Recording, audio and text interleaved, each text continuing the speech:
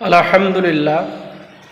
আজকে আলোচনা করব, আমাদের সমাজে দেখা যায় যে অনেক বয়স্ক মেয়ে আছে, তাদের বিয়ে হতে চায় না। ছেলেরা দেখতে আসে, দেখে নাস্তা পানি খেয়ে খাওয়া দাওয়া করে পছন্দ করে চলে যায়, কিন্তু মেয়ের বাড়ি থেকে বের হয়ে পরে আর কোনো খোঁজ খবর আর নেয় না।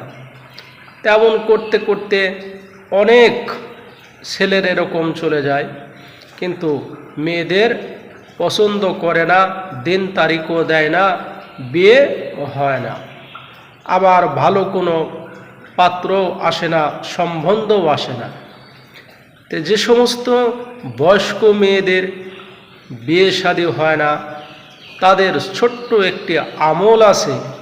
এই ছোট্ট আমলটি যদি করা হয়, আল্লাহর পক্ষ থেকে আল্লাহ তাআলা খুশি হয়ে সেই বিয়ের কাজ ফায়সালা করে দেন।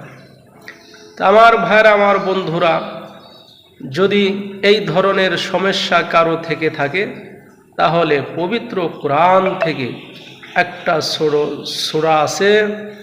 এই পবিত্র কোরআনের একটি সূরা যদি আপনারা তেলাওয়াত করেন, ইনশাআল্লাহ আপনাদের বয়স্ক মেয়েদের বিয়ে শাদী হবে। তো এই সূরাটি হলো সূরা তহা। প্রতিদিন একবার করে পড়তে হবে সূরা তহা।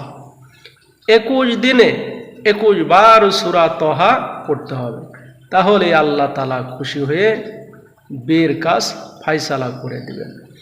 আমার প্রিয় বন্ধুরা, আমার প্রিয় ভাইরা, যাদের কোরআন শরীফ জানা নাই, এই আমল যারা করতে পারবে না, তারা আমার সাথে যোগাযোগ করতে পারেন।